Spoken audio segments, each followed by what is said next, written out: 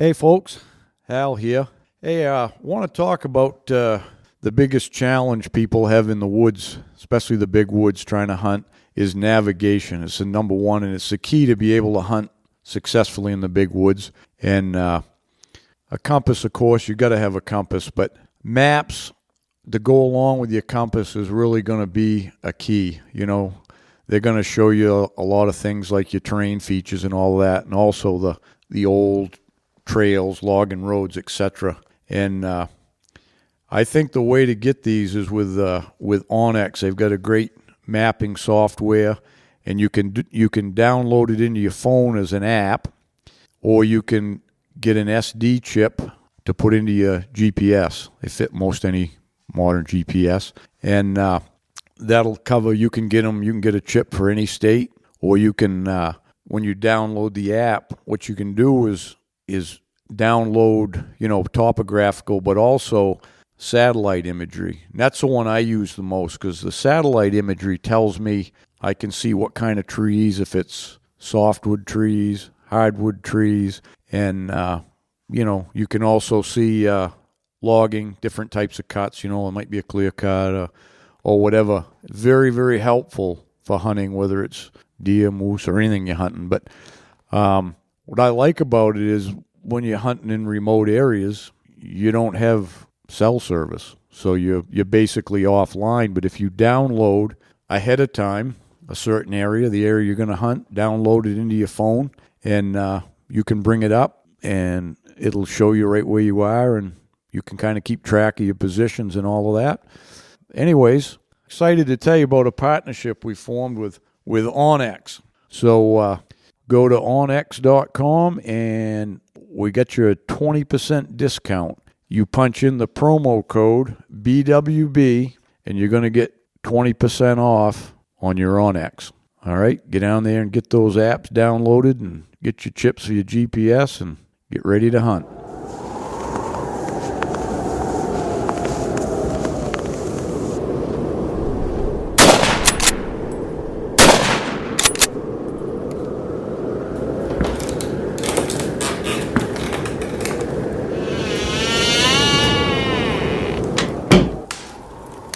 This is the Big Woods Bucks podcast. Come explore the big woods and timber in North America with your host, Maine master guide and deer tracking expert Hal Blood. Listen to Hal and co-hosts Lee Libby and Joe Cruzy as they unlock the secrets of big woods whitetails. Each episode will provide valuable insights in the tried and true system Hal has used for the last 40 years to scout, locate, and hunt mature big woods bucks.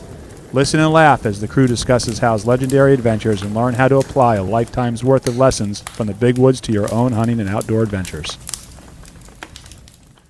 Welcome to the Big Woods Bucks podcast. I'm your host, Hal Blood, and sitting here in downtown Rangeley on a nice, cool fall morning with co-host Lee Libby. Howdy.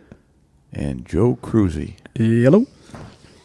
We're going to just do a little grabbing around today and talk about a little of this and a little of that, because we're getting ready for hunting seasons. The leaves are changing. I had a frost at the house yesterday morning. No. Lee, did you have one here? No. Yeah.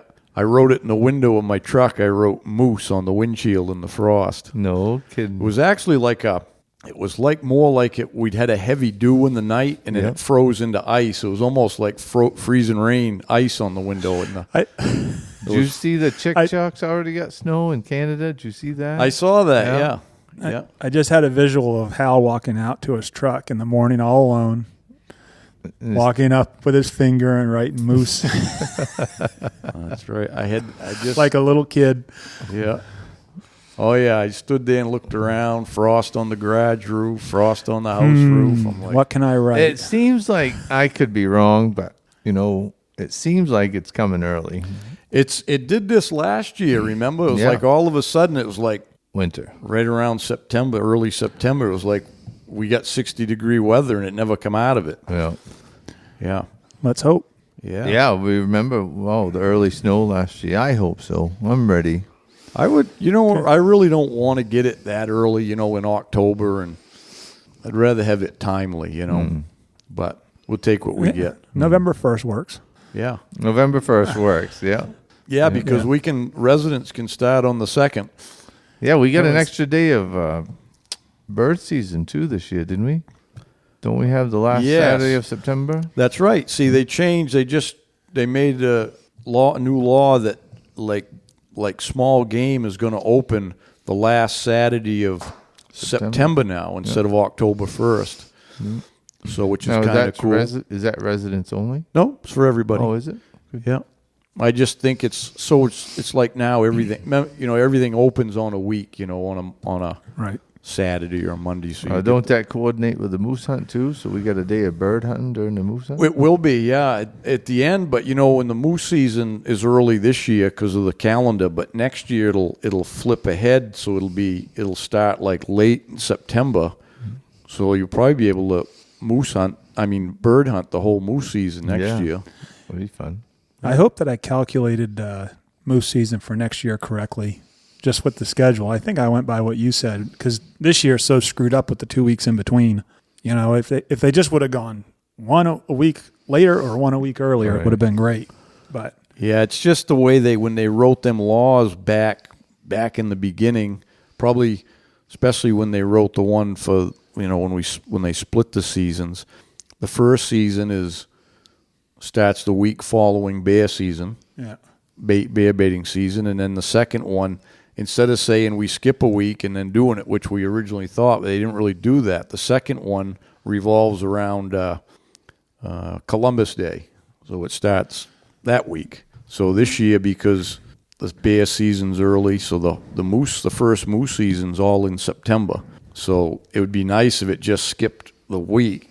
But now this year, it's the 13th for our second season, so it's like mid-October already. The rut's over. And yeah. I think we've complained about this 3 or 4 times on the podcast already too. all right, I haven't heard a response from But the 2 weeks, are going to be nice because we might be able to get Lee over to help finish the guide camp up Oh, yeah. yeah, that's because we're right. not doing it alone. We want your contribution. And it sounds like he's the one who's going to be there all the time. Yeah. No. Yeah, not he's really. wanting to put his name on it in the mailbox, and Where's my clients staying? They staying at the lodge? yep. Yeah. Everybody's at the lodge. Except Lee's going to be all alone down at the guide camp. Yeah. All alone. Yeah. Well, it'll be a couple weeks he won't be alone. You get the spoon with Shanzy one week. And The Lee and Lee show. yeah. Yeah, Lee and We'll Lee. just put Lee on the mailbox instead of your last name. Timmy will be there for a week at least. And who else? Eric will be at his own camp. Mike will stay home. But All I know is that when I mentioned to Mike that I was going all 4 weeks, he said, "Oh, you sucker." He said, "Hal got you." And I was like, "Really?" He said, it's like the new kid. "Oh, He never saw you it coming. son of a gun." Well, Yeah, you're gonna enjoy have it this fun with year. Enjoy it this year. Yeah, I got- Yeah. Hey, look, I'm not going to complain about hunting every day. Doing something you love. Yeah, and it shouldn't be That's every what day, but- changed a lot of stuff for me was when he asked me to come over and guide, and then I got to hunt every day. Yeah. You know? Well, you learn a lot Yeah. being in the woods every day. Yep. Just Yep. fun. Yeah. Oh yeah. Get in shape, Yeah. Oh yeah. So lose that summer fat. I made a big screw up on the bookings, Lee. What? I had a guided hunt. It's one of the first ones that booked too. For Joe's going to guide him, and I booked him for third week way back in January. And we got everything kind of booked in, and then Joe had talked to him and said, "I'll see you on the second week." And I'm like, "No, he's coming the third week." And Joe goes, "No, I don't think he is." So we called him, and no. He said, "No, I told you the second week. That's when we're coming." And I'm like, "Uh-oh." First thing to go, The old man. Oh Yeah, the mind. Yeah. So anyways, and my record keeping's never been all that spectacular anyways. So Are you kidding me? That spiral notebook you carry around, that's not... In your left breast pocket. I usually don't even carry that. I carry it around in my mind, and that's the problem. Yeah. So anyways, luckily it worked that, I could switch. We had the room at the lodge the second week, and I switched it out, and it's going to work out all right anyways. Yeah. Getting 2-on-1s over there second week. 3-on-1. 3-on-1? There's a 3-on-1. Oh, if you got a goer, I might come over and relieve you for a day or two. Yeah. Oh, the second just week? grab one of your guys. Hey, and wait a go. minute now. We'll talk about the second week. I'm not committing to the whole thing. I'm a helper. I'm just a helper. We'll see. Okay. So, anyways, anybody out there listening? So that opened up a cabin, right, for the third week. Yeah, that's the only one we got left now. We got one cabin left for the third week. If you want to come out and hunt with us, guided or unguided. No, we're not guided. The guide is full, but be an American plan hunt, and we still got room. The first and the last week, first week of November and Thanksgiving week, we got plenty of room those weeks. Thanksgiving week's open. That's Yeah, the we best week. Yeah, I know. We got plenty of room this Thanksgiving week for people, and I got a cook lined up. You did? Two really. I got Candace coming for the third weeks, and that was going to be the bigger week. So I wanted someone else, but yeah, I got a guy his name's Jason Doobie he's cooking at another sporting camp in northern Maine, but they don't have any deer hunters, so he's going to come down and cook. And Nice. so yeah, that's going to be a relief. Yep. That's good for you, Lee, because Hal told me he had you lined up for cooking. Yeah. I can get it done if I have to. Yeah. They used to send me into remote camp with 5 coolers and my clients and With a menu. with a menu. We used that to start the fire when we got there. And my clients didn't know how to take it at first. And then as the week went on, they're like, okay, we get it. It was all a joke. I've got a week like that coming up. Hal and I were just talking about it on the way over, and we're going to do the cooking internally and bring a cook. But we've got 16 or 17 of us in camp. Wow. That sounds fun. You mean moose? Yeah, for moose. Yeah, for moose Yeah, season, for moose. Yeah. I can tell you that the dessert cooler took it the hardest Monday and Tuesday. Mhm. Hal must have been there. No. The dessert cooler always when Mikey was guiding the bear hunt, the coolers always took it hard the first day. Before when he settled in, he'd take the peanut butter pies and hide them in the molasses cookies, and none of the clients ever got molasses cookies or peanut butter pie. And when they go to bed at night, he'd get the peanut butter pie out and eat a piece every night before he went to bed. Oh, shit. Another thing I found out later. Later on, Yeah. Yep. Yeah, Yeah, that goes back to what we were talking about before we started here, that the boss really never knows what's going on No. internally at work. And you think you All do, the though. employees You think do- you're like on it, you know. They're all laughing behind your back. Yeah, yeah. I'm still hearing stories about stuff them guys did back then. I'm certain. Yeah. I'm going to write a book about that one of these days. I'm going to need some help with it, but because I can't, a lot of the stuff I probably don't even know about, but I wanted to write one, just kind of a humorous book about trials and The tribulations. guide's tales. Yeah, that we were talking about it earlier. I've got onto Jim Shockey's show, Uncharted Yukon, which is my favorite show out there for as far as hunting shows. Anything else, the regular hunting shows are just really boring anymore. Yeah. It's all the same. They pose with their animal and tell their little story, and Talk it's about what they it's been planned. done so many times. Yeah. Jim gets But- into it. He's always got sticks sticking out of his beard and stuff, and, Well, it's more about the business, which I like, and the all the guides and the behind the scenes stuff. It's Real. It is. It's really good, and it looks like a hell of a lot of fun. If we only had 2 lives, go up there and do that in Alaska or the Yukon. Hey, if 20 years ago, if we'd had someone filming all the annex there, we carried on with, Would have made a great show. I don't want to go down this road. Oh, you had the idea? Well, when Primos was out, I was like, hey, those guys are just making a show out of just, they hunt, and they had a great team, and we had a great team. I'm like, why don't we film this? Nah, we got too much shit to do. Yeah, well, that was in another era, I guess. It's a big production when you have all the cameras and the expense and everything. Yeah, I mean, it's a right. huge commitment, but Right. it's also like in watching that. I went back and watched. I hadn't seen the first episode of that of the Jim Shockey show, and they get everything because they're mic'd up. Those guys think they're just talking amongst themselves, whispering, but you hear it all. And they messed up on a moose, and it was just a bad situation. The guy made a bad decision, and it's all out there once it's done, they have the rights to it. It's all out there for the world to see. So Right. you got to know that that's going to happen. Yeah. Mm-hmm. Yeah. And how many times would that have hurt you, Lee? I mean, all the screw ups. Oh, the old man whispering in my ear, if you ever do that again, I'm going to break your neck. Well, what are some of those stories, Lee? Oh, I don't know. Last year's moose hunt was a good one.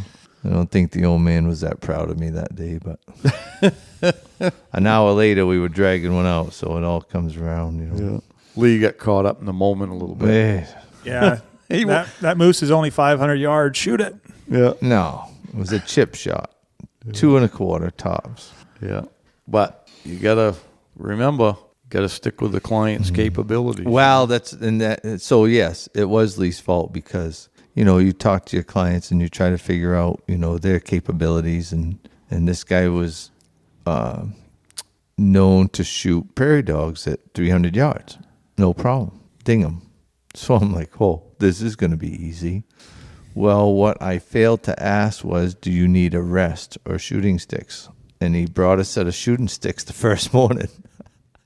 And about 50 yards down the trail, I listened to that thing clippity-clop. I left it in the ditch. And he missed the first moose on the first day, and then he missed another one Tuesday or Wednesday, and then he missed that big one on Thursday morning. And then the one we finally shot was coming right at us at about 15 yards, so he definitely got that one. But At the end of the day, that was the experience that he really wanted, from what I understand. I wasn't there. Listen, the hunt ended awesome, but my mistake was that I never said, now is that 300 yards offhand? Because if he had said, no, I rest or I use shooting sticks, I'd have been like, all right, I'll take those shooting sticks. But me being me was like, 300 yards? Yeah, easy.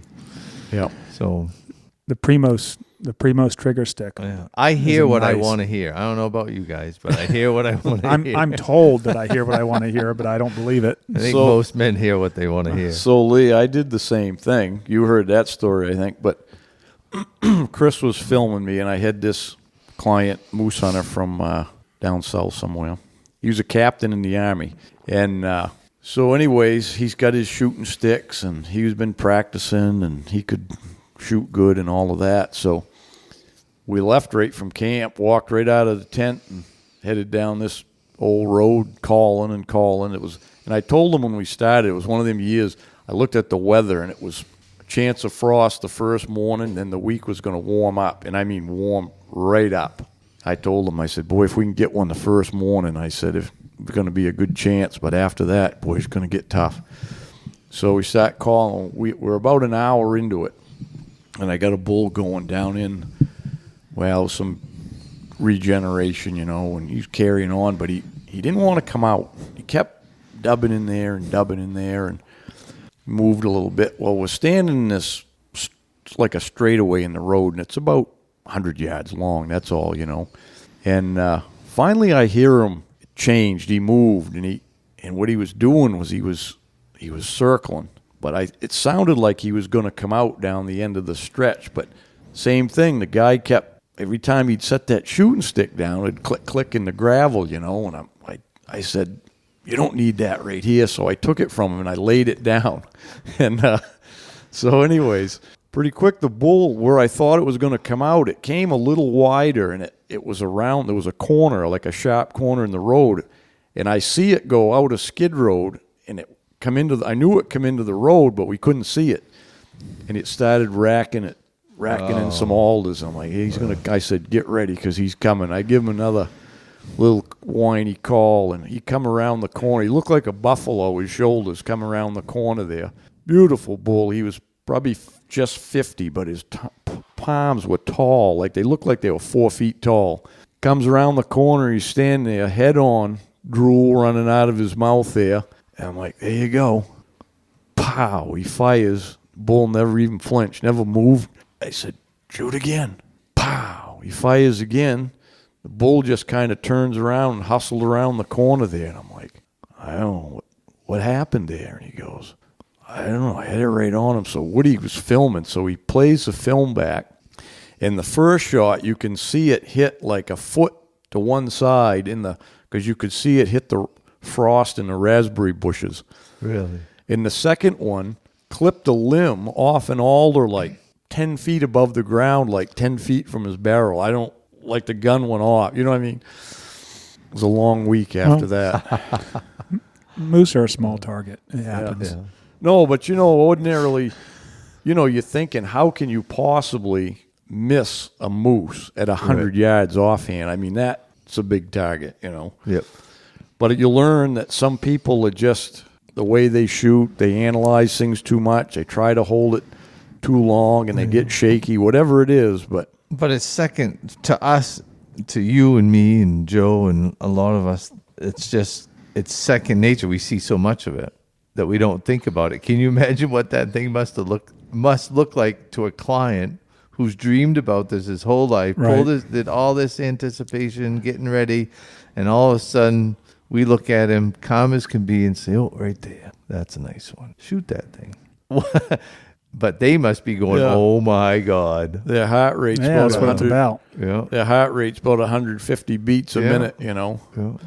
Well, I told you about that time I had the guy that was always goofing up deer hunting there, and we had that big buck crossing the railroad tracks. He was trying to get back to camp that night, up remote camp. I said, we got to hit the tracks, And I look up the tracks, and this doe come right out and stopped and went down over the other side.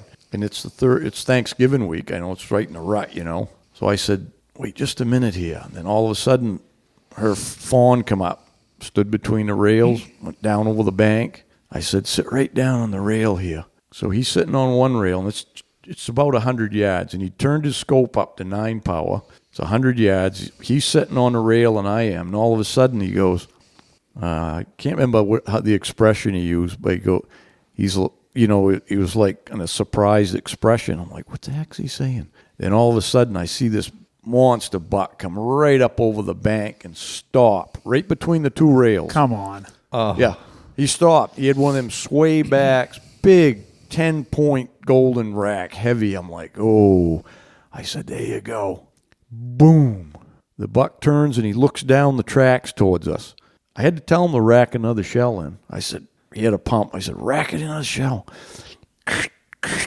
I see him resting on his knee, and it's like, now I realize it seems like he's taking forever here, Boom. He fires again, and the buck just like jumped back and went the way he came from. He goes, I got him that time. And I go, well, no, you didn't. He goes, oh, yeah, I had to hit that thing.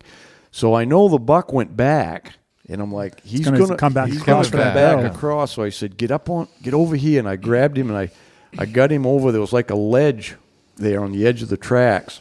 And I said, just lean right on the ledge here and just be still.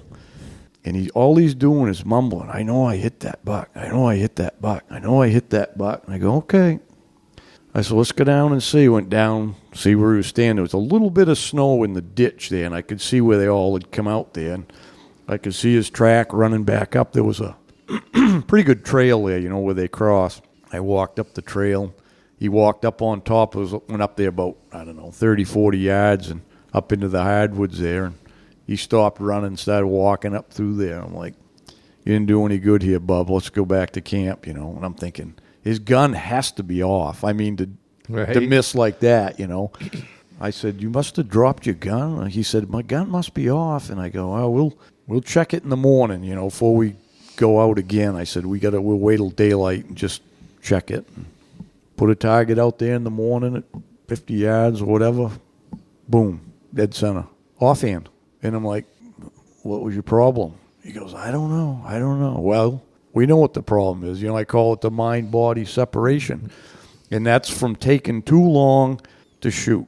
When people take too long to shoot, everything comes unraveled. Their mind starts racing in circles, and then it's over. Yeah, and that's where your practice going, shooting and just making it where you pull up and shoot instead of thinking about it. And yeah, too many people are worried about whether they can drive a tack or something at 50 yards. I'm like, I don't care if you can drive a tack, but if you can hit a pie plate at 50 yards in about a half a second, you're pretty good going. That's all you need. Right.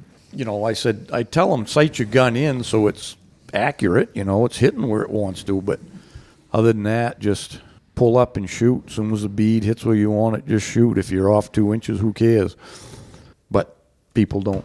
They read so much stuff and they're told so much stuff about shooting that they can't compute it, because Right. everybody wants to shoot off a rest, whether they're deer hunting, or you see them guys in their bean fields in their box blinds and they got a $200 bench rest, the gun's on it, and half the time they don't lift the gun, they dial in the shooting rest, and I'm like, you gotta be kidding me. I know a lot of people like rests, and they're they're popular for some people. They just I know. personally cannot stand the thought of a manufactured rest. As far as for my own use, if I was hunting, shooting, way, way long distance, but it kind of takes, for me anyway, it takes away from it. Now, maybe I should have a rest sometimes. I don't know. It's not practical for the type of hunting we do anyway. No. You're never going to carry one around, but Yeah, same way. I think shooting sticks have become a crutch for a lot of people. They think they need them. You know what I mean?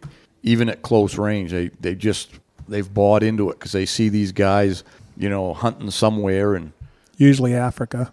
they got a but even if the game's 50 yards away, they are on a shooting stick and all of that. So people think that's what they have to do. Back in the old days, nobody used shooting sticks. Them guys were hunters. They just pull the gun up and shot. If they thought they needed a shooting stick, maybe they'd lean Cut an against it. alder or something. Yeah, get against a tree or do something if they needed it at the moment. But they didn't have to go buy a $100 shooting stick. Yeah. I had a video pop up the other day. It said it was titled something like "Alaskan Moose with a 30-30," something like that, and I was like, "Oh, this might be good." And it was a cool hunt, but the guy shot it with an open sight 30-30 out in the wide open, probably 100-yard shot or something. Yeah, But it was just cool to see that as opposed to a giant gun with a big scope and yeah, Right. all that. It was pretty neat, cool hunt. They actually chased it down. The moose was going out across the tundra, and it was wide open, and they were trying to run to catch up to it, and the moose was just walking, and these guys were hustling as fast as they could, and they couldn't catch it, and it made a little turn. They were able to cut it off, but That's cool. it wasn't even working hard, and they couldn't run that fast. Where are you on your Alaska moose hunt? Well, got everything booked as far as our flight in. We're leaving. This time, this is a couple of days before this airs, so it's the 11th today. So I'll be right in the middle of my hunt this time next year. Nice. And early September. yeah, the season runs the 5th to the 15th. So we're gonna get flown in on the 4th and stay the whole 10 days. And looking forward to it. So I've been doing a lot of stuff like the guns. We've talked about it. My buddy that I'm going to Alaska with has also got the moose hunt up here this year. Oh, So that's who I'm hunting with next week. And so we're kind of going to use some of the same guns and stuff that we're going to bring out there. We're just going to use, it'll be kind of like a little dry run, which is kind of fun. Yeah. We were going to bring one bow and one rifle, but he just had shoulder surgery, so The bow's out right now. So we're going to carry a 338, and I've got a 1895 Marlin and 450 that we're going to bring. Good moose guns, good bear guns. Yeah. Been reading and for a pistol to carry for a sidearm, there's too much information out there. Everyone's got their opinion, and Right. some like more capacity, some want more knockdown. So I've settled on the more knockdown. I'm gonna probably get one of those Ruger Alaskans Yeah. in 454 and carry that. But a lot of guys go with a 10 millimeter, and everyone got what they like, and it's like Ford or Chevy argument. Right. Right. But there was just a story. It's one of the things out there is it does happen. The bear attacks aren't just every once in a while. Right. They happen kind of on the regular, these Yeah. bear incidences. And there was one last week up near Eureka I just read about. And guys were moose hunting, and the bear came out of nowhere. They had zero warning at all. It just was on the guy. And so his buddy shot the bear off of him, but he was messed up pretty good. He was good enough to they had a four-wheeler with them. They were able to get back to a cabin that was 2 miles away and call for help, and the guy's okay. But They, that's a tough. You're shooting a bear off of your buddy. Yeah. You better shoot straight. Yeah. Maybe you want to use the shooting sticks. Yeah. I might have a little time about this time next year if you need a guide. Yeah. Yeah. I'll let you know. We should just tag along. Yeah. Hide my bags. Yeah. Yep.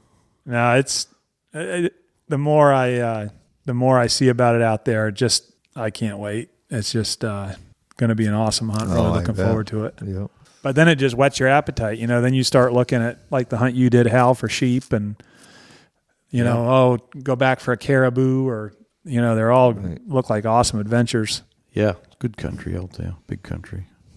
But now that Jonah's out there, he's right. Well, he's in Palmer, so he's back and forth. He works in Anchorage, so he's right in the area. We're going to be flying into Anchorage, so I can ship stuff out and everything ahead of time, which is nice to have a person on the ground there. Yeah.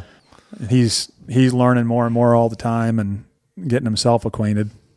What do we talk about? Phones on vibrate, Lee. He's like a kid in class. You probably were a bad student. I didn't hear anything. You probably. That's usually my line, Lee. Hey, Hal here. Just want to take a minute to talk about the hunting club. And you can join by going right online at bigwoodsbucks.com. But anyways, I've got all my information is going in there, and it's a place where you can get together and look at my films, tips, writings, and all of that. And the best part is forums for you to communicate with, the rest of the club members, talk about Big Woods stuff and all of that. So anyways, $36 a year, cheaper than getting a Starbucks once a day. So join up and hope you see you're on there. Hey everyone, Hal here. Just want to take a minute to talk about the Woodman Arms muzzleloader. We got them all set on the website to build your own or buy your Big Woods Bucks model, either one you want to do. But anyways, we've tested it a lot, and I can honestly say it's the most accurate muzzleloader on the market, best to carry in the Big Woods or anywhere else at 5.5 pounds. You can't go wrong with it. So get on there and check it out. Yeah, so we're going to be, I love podcasts this time of year. We're going to be moose hunting in a week, Hal. Yep, 2 weeks. Well, no, when this airs, it's going to be a week. Oh, yeah. I'm keeping it current. Oh, yeah. Yeah. I'm headed up, set up camps this weekend. I know you went last weekend. Got my OnX aerial satellite imagery dialed in. Going to head on up, set camps. I put out a couple of trail cameras. I'm really not into that much. It's fun to get some pictures, but that's all it's about. We've killed moose that we've had on camera before, but it's really just for fun. See what's out there. I think that's more what it's about. If you see a big one and it keeps coming back to an area, obviously, you're going to focus. They usually don't this time. You put a camera out even a week before the season there. You might see, if you see them go through once or twice in a week, it would be a lot. You know what I mean? And then people don't realize it's like the old bucks too. They travel so far. People get one on a trail camera up here somewhere, and they think they got a hunt right there, but. Yeah, there's a buck that buck's in the area somewhere, but he's also could be 10 miles from there, Same way with them bulls. But it's just fun to see the pictures. We've killed 2 or 3 that we had on camera and shot in that area, but there was also that one that I talked about before. It was the biggest one that I had, that one that went to every camera within 3 miles. I mean, it's like every place we had cameras that bull was by, so he was moving. Yeah. And he is a big bastard. Oh, he's a good one. Yeah. And then that one you shot up in my remote camp that year, had him on camera like every week on one camera, and they ended up killing that bull. Yeah, we killed it 2 miles from there. Right.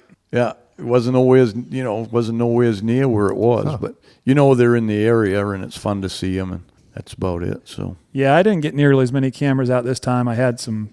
We got a flat and dealt with that and some other things, and just for the same reason, it's more for fun than anything else. I think I'm going to put out a couple on the Boulevard, Lee, just to see what's crawling around in there. There's nothing in there. You drive yourself crazy. Yeah, be fun to see. I know every day is a different adventure there because they're just passing through a lot of times, that they come and go, and you never know. I'd never plan on trying to focus on one that you're seeing on a camera, Right.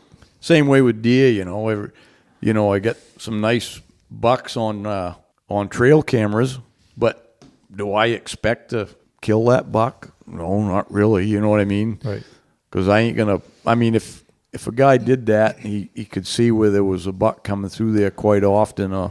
Even once a week at a signpost is quite often. Well, I was going to say that a few minutes ago. We're out here before the season, but a buck that you got, you left it through the season, so that's kind of his. That was the Actually, that was the biggest one I ever got on a trail camera, and it was the most consistent because he came 3 weeks basically in a row, not to the day, but 3 weeks. Pretty darn in a row. close. Yeah, and it was all during the day. So anybody with any more patience than me a place like that might set up. But I'll bring one of those sitters that I got coming. I'll put them down there for you. Yeah, good plan. Yeah.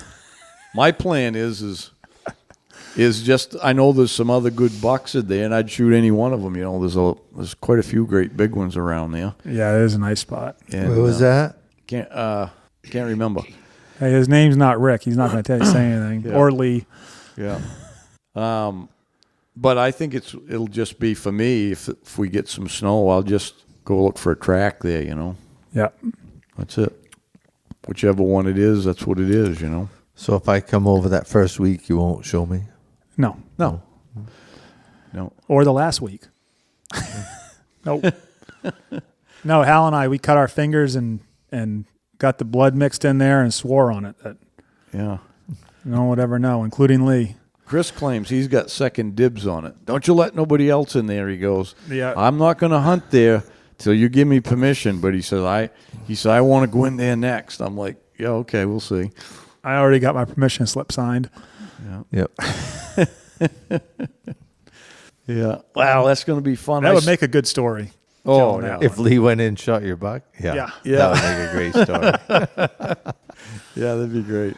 Speaking of bucks, I think our taxidermist has Ooh, yeah. Dick Gavich called last week, said he was doing both of ours. Yeah, he's getting them ready. I asked him which one was bigger. He said, yours, Lib, a lot bigger than Hal's. Haha, just kidding. I didn't ask him that. I should have. Yeah. Well, we know your rack's bigger. That's about it. Yep. Yeah. Yeah, pretty anxious to get that back. I'll have to rip another picture in the house down to have a place to put them. Same mount. What is it? Turning left. Slightly turning left. Yeah, that's that's all picked out for him. Yeah, that's how mine was when I shot him. He was head is looking over towards me from the left there in that little thicket. Yep.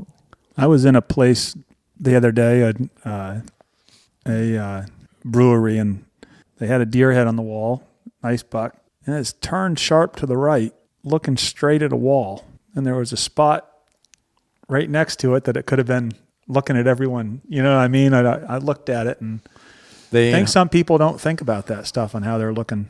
The owner of the brewery ain't a hunter. Nope.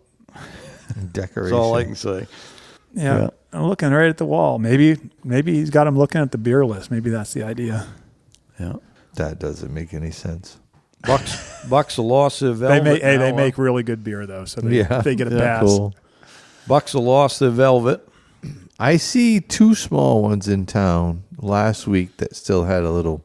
The young ones, Mike. Yeah, the young yearlings. ones. It's like the move. They lose at the last. But I saw two spike horns together the other day, but it was a couple weeks ago, and of course, they had their velvet. But I saw a smasher the other night. We were coming home late, 10:30, and my girl, she can see the lights as we're coming up the road. She's like, "What is that?" And that buck's eyes looked like they were 10 inches apart, quite a distance. And I'm like, holy mackerel. And we finally got close enough there, and you could see the glimmer of his antlers, and it was just, holy crap. Velvet gone? It was pretty late, so that was hard to see. But, yeah, you definitely could tell it was no shooter. You happen to see the one that showed up on the main Deer Hunters page that was hit? Yes, I saw that. Like I think in Turner or something. Yeah, down Route 4. Yep. Well, could be up this way. I don't know. Did they say where it was? Somebody just posted it said Route 4, but oh, what a beautiful buck. Too bad. Yeah, he was all shined up. Oh, yeah. Yeah. Yeah, he was all shined up. Yeah, wide. Yeah. Looked like a big body. Yeah. Yeah, I was shaving the other day, and I noticed my neck was already starting to swell up a little bit. I'm going to leave it alone. The rut's coming on. I'm in rut most of the time, so my neck's swollen all the time. Wow, when you got one of them young women, that's what the way it is. You got to be, huh? Yeah, well, keep trading them in like I do. Always going to have a young one. I'm assuming she doesn't listen to the podcast. No. She's not interested in listening to you any more than she has to. She gets forced into it every once in a while. Yeah. Somebody will call me about a remark I made or some political statement that I made that they didn't agree with. So I'll say, "Oh, what did I say?" Anyways, I'll go back and check it out. I've never listened to one. No, I figure we've lived through it one time. I don't know if I've ever done more than maybe 35, 40 minutes, but Yeah. yep. I don't know. People seem to like it, but it's fun making these too, you know. Just getting together and It's harder to get talking together. shop. That's the hardest part about the whole thing. Well, because of timing. you. Yeah. You're like a prima donna for crying out loud. Well, you guys That live was- way up north there. yeah. Are you the mayor of Rangeley yet? No, geez. They'd never elect him. They don't want me to run this place, I can tell you. You kidding? They've tried to run him out of town 3 times. Yeah. No, they do a pretty good job of running it, though. Yeah. I actually live in Sandy River Plantation. You're the mayor of that township. No, not that one either. They definitely. I show up at a town meeting and they all look at the floor and say, "Oh shit, what's he want?" Yeah. I'm usually there begging for money for the snowmobile club, though. So they expect it once a year. Yeah. Yeah. I got to start doing more of that. Yeah, just walk in. What are they going to say? No. Yeah. Now we're in good. That's been a lot of our focus lately. Well, there's a few of us. We had a good track rebuilding weekend. That was the biggest crew we ever had show up. Nice. I think there was 8 or 9 guys, and it was all the really guys that are always there when you need something or help out or whatever. And anyway, we got 2 sets completely rebuilt, which is a job. Yeah. We did it in a couple days, and we're in good shape for this winter as of right now. Good. I know you guys are because... Well, we had to pull a 400 out the other day, and we bought a new blade for it, and it's like 14 feet wide. So what? With wings. So I got to send it down to the fabricator. They're going to cut the wings. You bought one off a mountain, yeah. Yep. So who you give it to, Justin?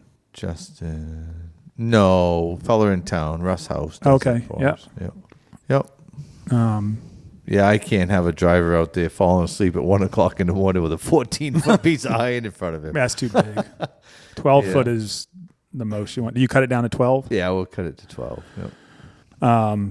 Did you get one of those winged drags this year? No. Jackman got one and Long Pond got one. Yep. They got 2 of them up there. Yep. Which our problem is that, like, I know you guys have a little bit of chance at it and a lot of logging roads. We do a logging road then through the woods, and our through the woods trails are they get pretty narrow, you know. So yeah, we got that, but I guess that's where you fold them up and I don't know. We got a couple that are dead ends at the top of the mountain, you know, vistas like you got over there. But I don't know. We haven't made the commitment yet. We'll see. We'll have to talk about this on our grooming podcast. Yeah, they probably don't want to hear about it. Oh. I'm looking forward to deer hunting for sure, but I'm going to be in British Columbia on I leave the 17th. So I'm already looking forward to hanging up my December? rifle. Yep, December. Hey, still deer season. I know. Well, this is the plan. So I'm going to hang up my rifle and then run to Canada for 3 days, come back, get on a plane, go to BC for a week or 6 days, I guess. I'll be back for Christmas. I'll be back on the 24th, I think it is. We'll open gifts on Christmas, and then we'll head out west to He does this film. Now he's like a movie star, for crying out loud. Yeah. He's traveling all over, jet setting. Yeah, whatever. I think it's the 7 days a week I earned it. But that's all I do in the summertime is work. I have no life. I have nothing. He's getting all defensive now. Whatever. So I'm not going to Alaska because I would have invited my friends, but I did. You. That's funny. So your film did just debuted. Did you hear anything about it? How it went? Anything? I Any did. feedback? I didn't hear anything about it, to tell you Nothing. the truth. No, I didn't. I did hear that. I talked to the guy that filmed it and edited it, and he said that he's going to submit it to the New Hampshire Film Festival, and he would know within a week if it was going to make it into that, and then he was going to release the film to us. So, Yep. There's Sounds people good. asking. People want to know. Yeah. Did you go to the festival? I didn't make it. We were headed over, and like everything, something came up, so I didn't make it. And it's kind of funny because the guy that shot the film said that he called me the day before, and he said I didn't realize it was a 5-hour drive, so I'm not gonna go. I heard that your agent called and you demanded that there was a red carpet rollout when you got there, and they said they couldn't do it because there was no red carpet in Greenville. They're And so actually you turned not around and went true. home. Not true. The carpet that they had was only 2 feet wide and 6 feet long. Hal See, seen me on that's the a rumor. See, Hal they seen got me it all on the wrong. red carpet in New York City. That was a big red carpet down there. That Oh. was like an 8-footer by 12.5 feet. Yep. I'm sure there was a line of people shooting pictures and flash going off, and Yeah, it was just something else. That's the second time that I've been involved with something that made it to film festival. Just saying. Yep. Just saying. okay, too far, Lee. Too far. I think I'm lucky. I always say, I'd rather be How- lucky how than good. dare anyways. you. Yeah. But shit just happens to me. Yeah. So, Yeah. Well, what I was thinking about was that Massachusetts, Berkshire's mountain country seasons is like, I think it's like around the 13th of December is the muzzleloader season. yep. And then it runs until the 31st. Yeah, so if we fly out the day after Christmas, Fly out where? just drive. I mean, drive. Yeah. The way you drive it flying. No, Hal and I are flying down the 180. You're driving. Yeah. Yeah, I mean, it depends if they get snow. You know, some years they do and some years they don't. Like last year, they had some in Hey. places and it was mostly crusty and stuff. But Do we believe in the Farmer's Almanac? do we believe in it? Wow. Yeah. Do we have the to jury's answer out this? in my mind. Do we have to answer this? Well, it's statistical analytics, and they are actually more accurate than the weather forecasters on TV and the internet. Well, because they're they're calling never for a right. big winter. Yeah. I actually just watched the verification on the Farmer's Almanac, and it wasn't that good. Oh, like someone did Verification on Yeah. it. went back and looked. Yeah. I Yeah. figured there had to have been something You know like what? that done. I look at it like in today's world, you start your day off with the newscasters lying to you, the weatherman lying to you. Yeah. The dog can't lie to you, but other than that, Well, then there's all the old wives' tales about the weather for the winter. You know, if the brown and black caterpillars, if the right. brown stripes wider, it's going to be a bad winter. The bees' nests, if they're high or in low, the trees, yeah. are going to be a lot of snow. I mean, it's all that stuff's crazy. You know, I say we wait and see. that's it.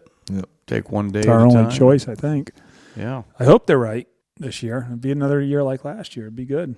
yeah, You going to borrow my glasses? yeah. Peepaw? Well, I've punched up a couple of questions of the month we got to take Oh, care good. of here. All right. Let's do it. Yeah, they're good ones too.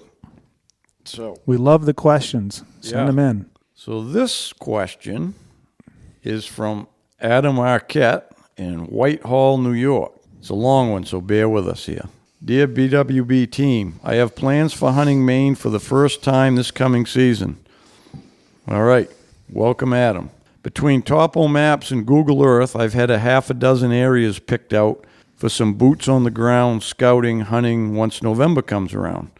I'm an experienced deer tracker from the Adirondacks, so I'm used to low deer densities and I know which terrain features will hold deer around home. After I circled a few areas that looked good on the map, I looked at some Maine deer harvest report maps from previous seasons. A few of the areas I chose had only one deer or no deer reported for each season. Yes. Question 1. How would you, if at all, use your harvest report to decide on a place to look for deer? Okay, let's address that. I wouldn't. Yeah, that's a simple answer. Because there's so many townships that nobody hunts in anyways. We did address this, actually. Yeah. I don't know. I think the podcast has been out, but Yeah. we actually agreed with that. What he said was you don't always go by it. You got to, sometimes there's townships that you shoot deer in that never have a deer tagged because they don't tag deer. Yeah. Well, there's a couple of things. There's the whole, cutting practices, depending on what year that you did. The landscape changes constantly. I mean, we live there. Right. And I have to go out and drive around and look and see if an area got cut or not, or fly it. And, I've got some spots in mind there I'm going to go to here pretty quick that I'm going to look around and see, because they might have gone in there and wiped out that cover that looked good on your aerial picture. So it's really looking back at deer harvest. And Yeah. Well, the cutting usually doesn't affect a whole township. They might move a mile or two or something like that. But I just always figured, for one thing, we already know the locals usually don't even put the township they shot him in where they put down. But there's a lot of regions, like I know it's probably the same here in Rangeley, but in Jackman, there's always a high number of deer tagged in Jackman, because a lot of the non-residents come up and hunt, and no matter where they are, they think they're in Jackman, right? Right. That's where they think they are in the whole area. And it's probably the same in Rangeley. Where'd you shoot your deer? I shot it in Rangeley, but they might have been in, what township you live in?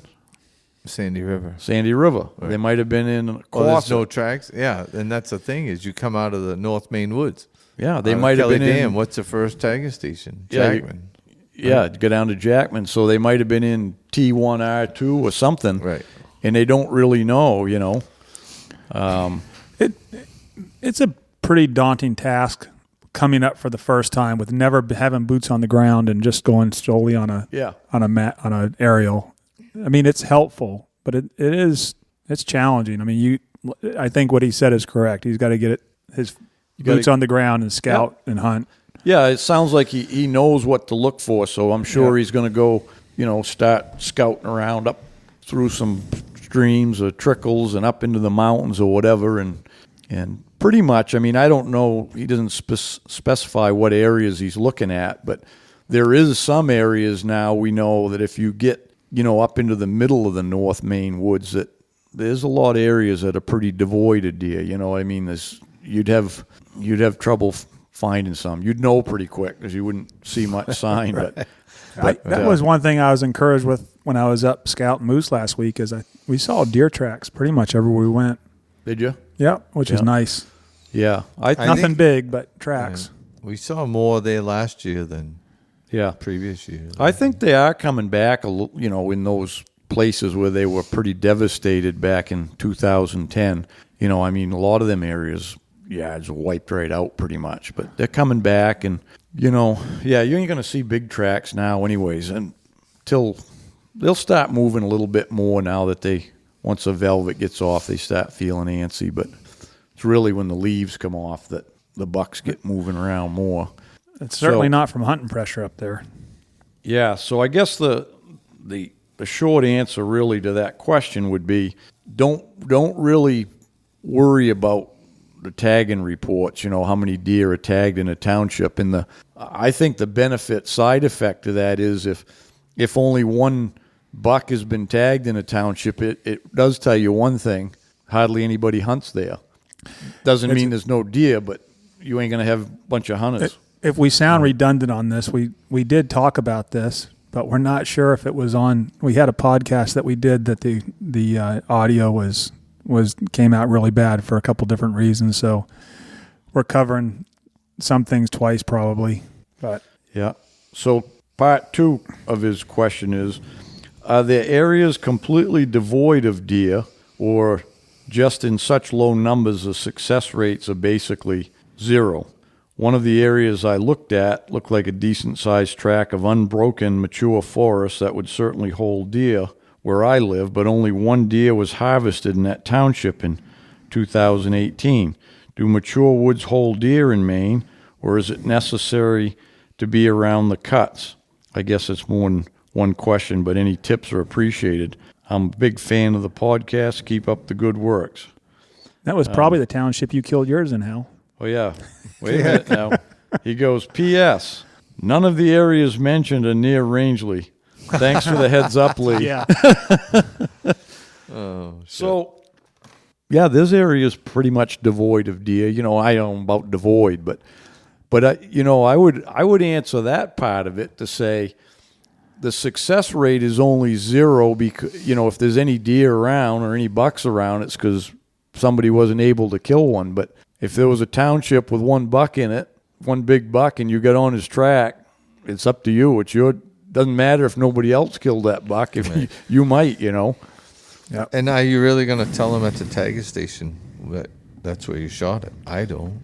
Yeah, well, that's I'm what I mean. A close. lot of people don't, and quite frankly, a lot of people, like I said, they don't know, you know. Right. So, but anyways, Good question. I do all my Good luck scouting this- on the snow. That's the best way to That's do how I it. find all my new spots. yeah, you start following a buck around in November when he's traveling, you're gonna find some spots with his deer because he's gonna take you to him, you know. And even if I just want to strike out, you know what I mean? Just Yeah, I have a lot of fun. Sometimes you feel almost like you wasted your day, but I don't, because you don't find the sign you want. But I don't look at it like that. The way I look at that is I've just eliminated an area. Now I know, you know, I've been there. Right? I know, and I think my scouting would be, if I was coming and was brand new to this area for the first time, I would be more scouting the road systems to drive, because I'm going to do this. If you have snow and you know you can do loops or big areas to drive, I'd do a lot of it from the truck until I cut a track and then get on it and go into an area, you know. I mean, you can cover a lot of ground and find out where they are. yeah, you can in a way, but you know, most people when they do that from the road, if they're unfamiliar, I mean, you can burn up a day going in and out of roads and trying to look for tracks that a buck may never cross, you know. No, but that's what I mean about, I guess, I don't know, loops. You know, there's a lot of places you can go into and not come back and backtrack and just roam around. But There is, and I suppose, and that's usually the places everybody else is looking to, you know, to some extent. Depends where you are. yeah, in Rangeley, you got to go early, get ahead of all the rest of them. But last year there was some guys that had a pretty neat trick. They'd go all night long. They'd get in their truck and just go, and then pull over and sleep and just go. You'd see, because you knew I'm out there at 4:30 in the morning. It snowed a foot in a night, and there's 4 or 5 inches in a track in front of me. They've been out there all night. Yeah. You know what I mean? Well, they must be in pretty good shape to go the next day if they've been up all Well, night looking I for can't tracks. imagine, but I met 2 guys, young guys, and I know they had to be out there all night. And then, You only can do that so many nights. oh, It's actually, to me, it's kind of dumb. You know what I mean? Because why do you want a track that was made, you know, even if you know it was made at midnight, you could have found the same track in the morning, Right. you know? It don't make any sense to do that. Be fresh in the morning, be ready to go at daylight. what'd you call it? Getting Guerrilla loose. hunting? Guerrilla hunting we do? Gorilla? Yeah, guerrilla hunting in Rangeley. Oh, combat hunting. Combat yeah. hunting in Rangeley, yeah. Combat hunting, yeah. Oh, shit. All right. Now, got another question here from Alex Wiktorski from Westminster, Mass. Hey, BWB team, got a quick question. And I and a group of friends hunt here in Central Mass, getting out towards the Berkshires there, where our gun season doesn't start till the first week of December. And we have, I think the gun season, I think that's probably shotgun, because then they have shotgun and muzzleloader. And we have some decent tracts of land to hunt. A few of us are pretty good at tracking, but once we seem to close the distance and screw it up in the last 100 yards. Boy, Lee's going to be able to answer this for you. Yep. 100 yards or so. So that buck is on a dead run going up to a mile or more without breaking stride, and it's almost impossible to catch up to him by the end of the day. that's a scared deer. Do you ever run into this? And is it caused from hunting pressure and coyote pressure? Hey guys, Joe here. Wanted to take a few minutes to talk about Lake Parlin Lodge. We're a Four Season Lodge, located just south of Jackman. We've got cabins, lodge rooms, mini lodge. We're a big snowmobile destination in the winter, full restaurant, bar, all the amenities that you need for your trip. Open obviously through the summer, right on the lake. Kayaks, canoes, all included with the cabin. We also do a lot of weddings, so if you're looking for a destination wedding, we can do a wedding up to 200 people. And, of course, we've got our hunting season, moose season, deer season. So check us out. We're at lakeparlinlodge.com. Come on, Lee, tee that one right Well, up. I was just thinking the last thing, is it caused by hunting pressure and coyote pressure? No, I want you to answer about closing the distance the last 100 yards. Yeah, well, I struggled with it. I still struggle with it on occasion. That's all patience. That's your number one enemy in that last 100 yards is your own patience. Either you got it or you don't. That's it. As far as running for a mile straight, he got a good look at you. Yeah. He probably looked you right in the eye and you didn't even know it. Yeah. I'm out of here. That's a long way for a buck to Yeah. run. And that's usually what I find. If they get a good smell of you or a good look at you, they're out of there. Or they've seen you before, or another hunter and had been shot at or something. Who knows? But Yeah. Yeah, I've never hunted down there. I don't know. What's the hunting pressure normally like down there, Hal? Well, I've only, everybody thinks I hunt out there in the Berkshires, but I've only actually put 2 days in the woods. But what I saw was it's like anywhere else. Nobody goes really in the woods much. They hunt the peripherals, because on those, and I don't know if this guy's hunting in the state forest, but most people do. There's a lot of state land, but they have like parking areas and trailheads where you can get in, start in. And that's basically most people don't get within more than a quarter of a mile from there. They go in and put a tree stand up or pace around or walk up the trails or up the old, it's really not logging roads, I don't think. It's more like those old county roads. Yeah. There's a bunch of stone walls and all that stuff. And that's what they do. That's where the Onyx is really going to come in handy, is down there. Yeah. Because up here it's handy with having off-grid mode. Down there it's going to be about lines. Yeah. Yeah. For guys like us that aren't familiar with the area. And right. Yeah, because Hal won't be dragging deer out through people's backyards again. Right. Yeah. Because a lot of times when you get in on that, it'll be all posted from down, from the roadside.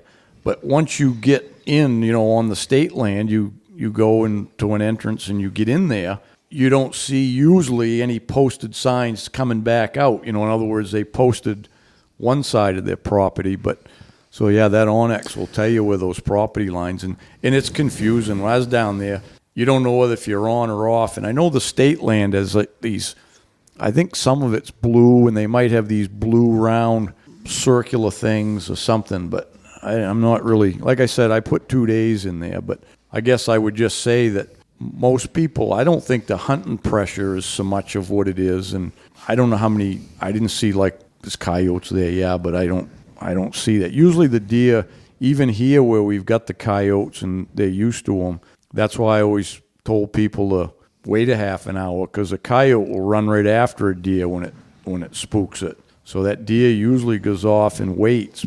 But like Lee said, if it's running a mile, it either got a smell of you, a good look of you, or something. Let's talk about posted land. You said that you were talking about posted land. You see the survey that Bangor Daily News did? No. They put a survey out asking if people felt like Maine should change the law that land is more or less, you're trespassing unless you have landowner permission. Yeah. In other words, they want to change the law. That is not good. No, they call that reverse posting or something. They don't have to post it. It's stemming from the guy that just got convicted of shooting the woman. Yeah. That's where it all came from, because he was on her land. Right. Then didn't render help. But anyway, another case. It's not good. It worries me, because that's one of the things that makes Maine so great and makes us different than other states. Yeah. And the bothersome part is that the overwhelming sentiment that I read there was that people think that people should have to have landowner permission to travel on people's land. And, down in southern Maine, it's a little bit different, I think, just because of population. But what's that do with paper companies, in our area? You really got to think about, I didn't see the survey, and I think a lot of those Bangor Daily News and Portland Press Herald do a survey in downtown Bangor, downtown Portland, and it's so unrealistic. Well, it's an online poll, but it is the readership for sure. Yeah, unrealistic, expectations. I think a lot of those bait people, why don't they send us a poll? Yeah. You know why? Because we're too busy to protest. We're too busy to poll. Yeah. And I got to go to work. So, yeah, I wouldn't put that much into it. I know it's a concern, Joe, and I can understand the concern, but, geez, I think they'd have a hard time with that one. How hard? It's not going to be. That's what's problematic about it, is because it's just a matter of if this thing gains steam. It took one incident, which this used to happen every single year in years past, and it's gotten a lot better as far as hunting accidents. But you can't. It's hard to argue when a woman's in her own yard.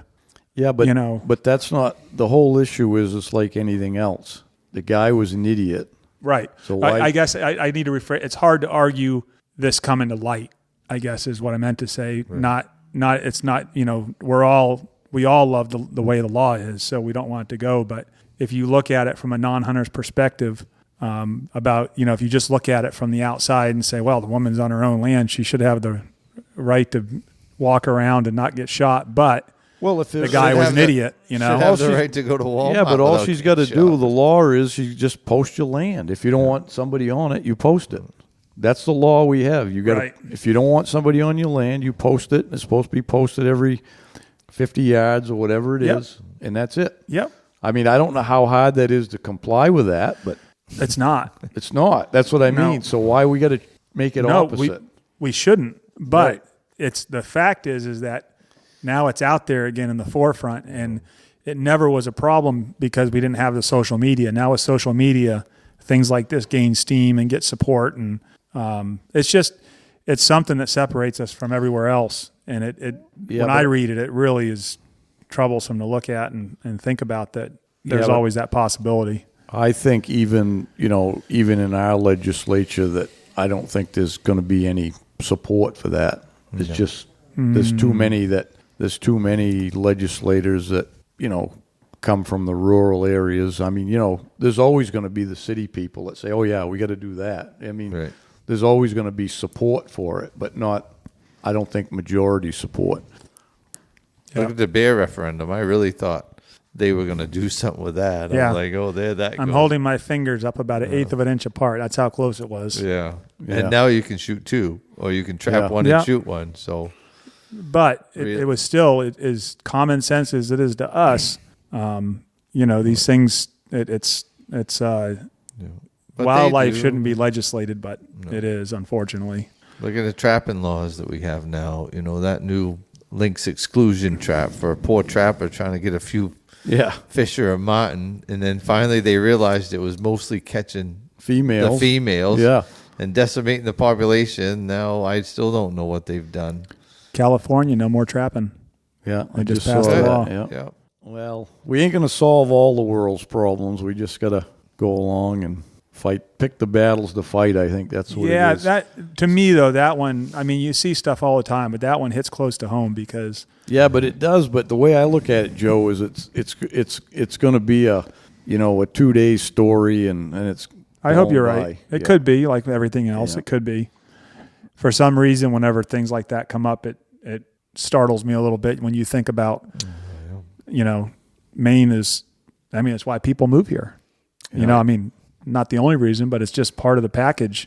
The thing about, I think, most of us is that we're respectful of that anyways. If I was going to go onto somebody's land that close to town, I would call or text or knock on the door and say, hey, I'm going into your property for one reason or the other, whether I'm surveying another piece of property or my cat's missing or whatever. I don't have a cat, but you know what I'm saying? So I have a heart. I mean, I can't even... If I can see a house Yeah. If I can see a house, I don't want to go anywhere near Right. that And if property, you even have if I'm to- legal to go on there. Right. But You if you know? have to, don't you go knock on the door? I mean, I do. Yeah, I don't go around anybody's house without them Nowhere. knowing I'm there. Nowhere Even near. going to look at jobs, and I look at a ton of work. I like to. Yeah. Is somebody going to be home, or is the neighbor there? Yeah. So- Lee, it's all about respect. It's sad to say, common sense ain't too common. Not anymore. Yeah. Yeah. So Yeah. Well, we ain't going to solve all society's issues, I guess, but as long as we can grab our gun and go, Yeah. we'll be all set. Yeah. You know what worries me the most, though, before we get done here, is I think back, because I'm in the older generation, the baby boomer generation. So I think about the way it was when I grew up, when I was a kid, and the things we was able to do. And now I see a lot of that gets changed. You know what I mean? A lot of that's changing, and where we live, it isn't. But a lot of places you can't, as a kid, do what we used to do. yeah, you mean the gun in our truck at school?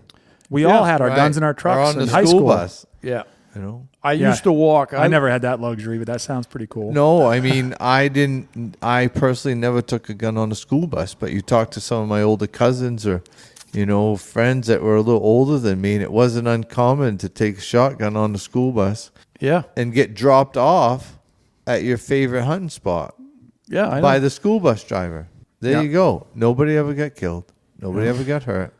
I went to high school in Coral Springs, Florida, and my school was is right across town from Marjorie Stoneman Douglas, where the shooting was 2 years ago. So in that same town, I'd go to school during hunting season. I always had a rifle and a shotgun in my truck, Yep. and to see how far it's come the other way, I mean, Right. my gosh, you'd be in jail in a millisecond if you even thought about it. And I mean, it's not like it's just, it was just unique to rural areas. I mean, it was right there in South Yeah. Florida. We could do that. Yeah. Well, the inmates are running the asylum now, and that's the problem. Yep. Yeah. Yeah.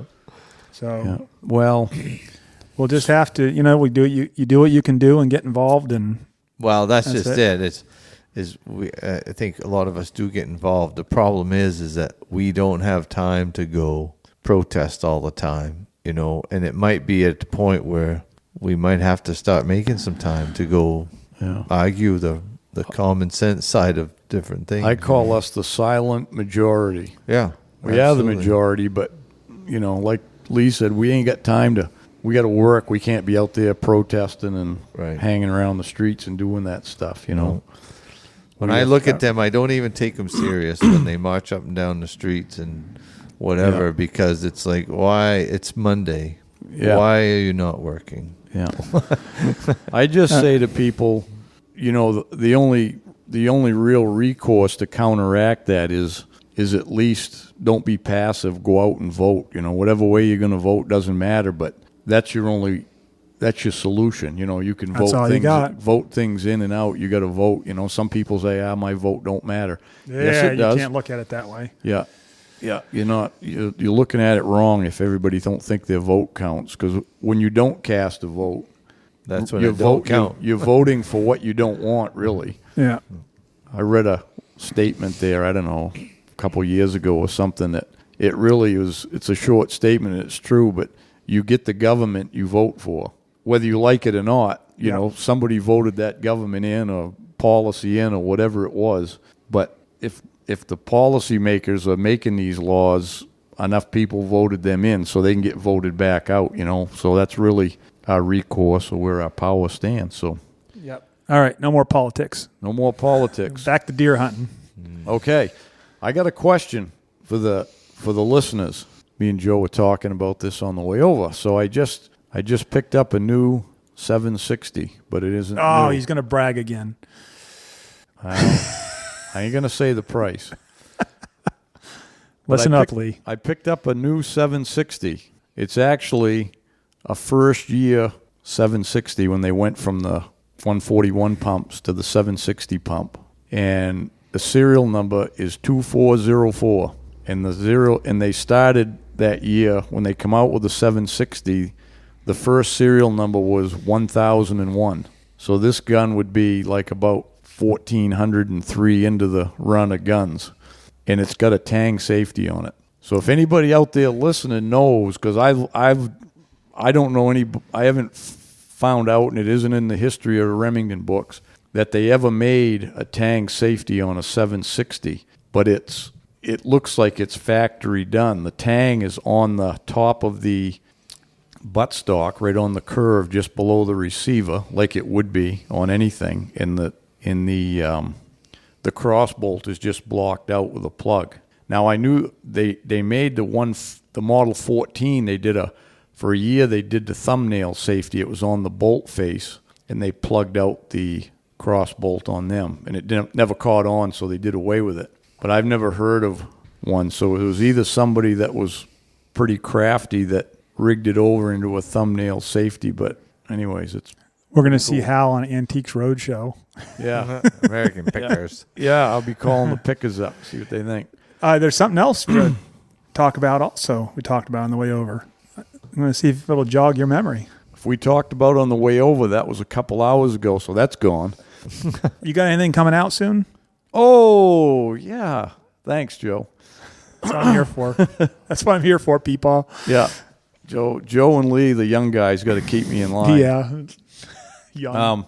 So anyways, I just finally, it's been a big project, but I combined my first two books, because they've been sold out, into a updated and revised edition. I combined the two, the same info, and those, if anybody has either of the first books, you'll know there's some stories in it. In my box is a couple of stories, a few stories in each one. And those stories kind of went into my Track and Whitetail Bucks book. So this will be all basically the nuts, bolts, the knowledge base of the first two books, with the stories and the examples. And I updated it, put some new pictures in it, and it's going to be in the same format as the Track and Whitetails book with the full color photos. It'll be the large size, glossy, soft cover. And that's at the printers as we speak, so we should have them available for sale before deer season. And at the same time, Mark Shireen's been writing a book, and I think it's going to be a kind of a fascinating book, because he's coming at deer hunting at a different angle. He's coming at it from a novice angle, so like where he got started, and how he learned the process of learning how to track and stuff and hunt in the big woods. So I think it's going to be helpful for any of the newer people that are trying to learn and stuff. Just, it's probably going to be a lot of his mistakes and how he, went about going through the whole process of it. So, and that's going to come out. We're going to have them, they're at the printers at the same time, so they'll be coming out the same time. And maybe we can get Woody to put them on some kind of a special on the website, 2 for 1 or 2 for 1 price. 2 for 1. 2 for 1. Tell Mark he's giving his away. Yeah. Yeah. You can edit that too, Woody, if you want. We'll do something. Woody's with probably it, but- sick of editing. Yeah. What would we do without Woody? Oh, he would be lost. Yeah. We'd have We'd to be answer like- all those emails. Yeah. We got to have a conference call with him every time we do a podcast to make sure we get things right, huh? Yeah. He gives us our little beating, and then we go on air. Well, I guess we've tied up enough time for this week. Time you hear from us again. We just We'd have after the first moose week, I think. Yeah. You going moose hunting the first week, Lee? I don't know. I don't have a client. No? No. I might go tag along somewhere. Yeah. Take a couple days. I can probably find you a gig. I just got a text from somebody. Did you? Yeah. Zone 1. No way, Jose. We'll talk about it later. Hey, thanks for tuning in. Till next time, good luck on the trail.